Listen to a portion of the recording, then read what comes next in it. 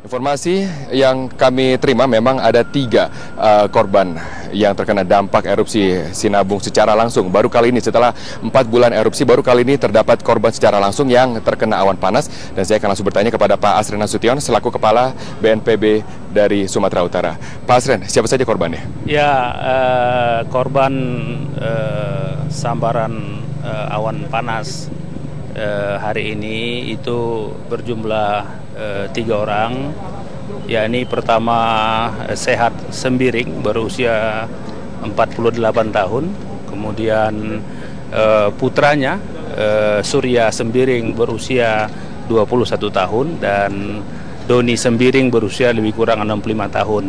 Saat ini mereka sedang dirawat di Rumah Sakit Afarina Kabanjahe, dan saya bersama mantan Komandan Kodim 0205 Tanah Karo bersama Dandim dan jajaran pemerintah Kabupaten Karo bersama unsur Polres Karo sudah langsung melihat kondisi korban. Bagaimana kondisi mereka, Pak? Kondisi bisa bicara, sadar, namun karena kaget, panik, ya saya pikir trauma sehingga mereka perlu dirawat secara intensif. Seberapa parah luka bakar yang mereka derita? Saya pikir lebih kurang 60% bahagian kiri kanan tubuh mereka, tapi lebih banyak karena kaget ya, karena kaget.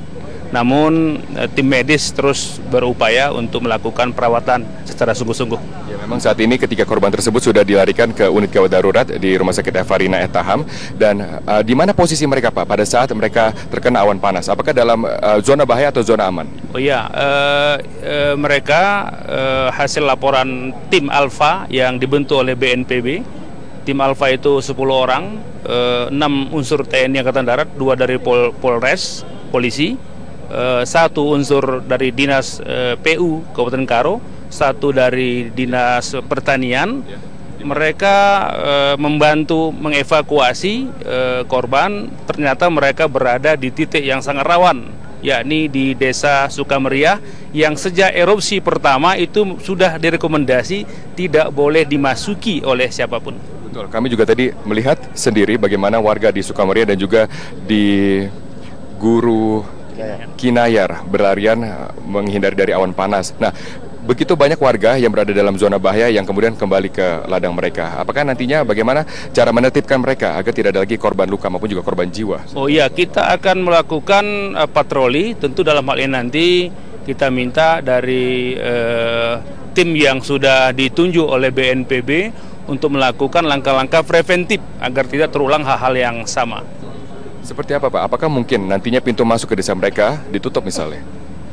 Saya pikir ya itu sudah protap kita sejak awal, sejak 3 bulan terakhir itu masing-masing pintu masuk dipasang spanduk sosialisasi dengan bahasa Karo.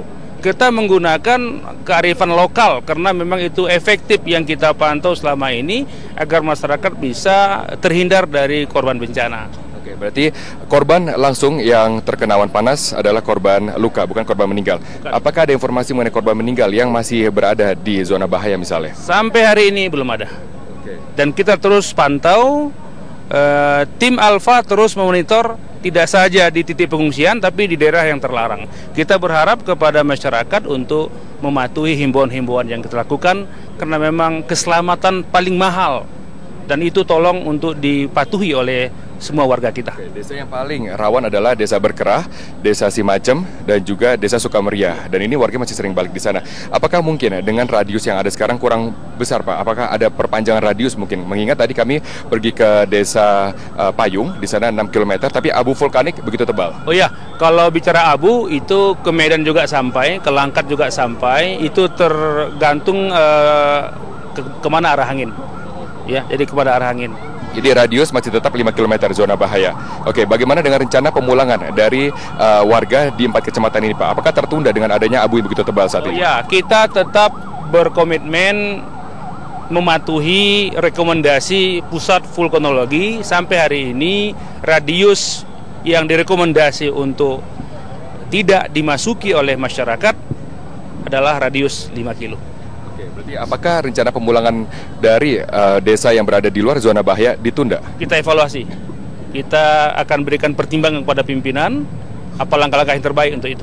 Oke, apa informasi terakhir dari PVMBG Pak mengenai aktivitas gunung? Apakah dengan erupsi yang tadi terjadi yang cukup besar dinyatakan sebagai peningkatan kembali dari aktivitas gunung? Ya, saya pikir salah satu karakter Sinabung ya susah diprediksi itu sejak awal. Makanya kita sebagai aparat di daerah setiap hari itu sering berkoordinasi dengan pusat vulkanologi.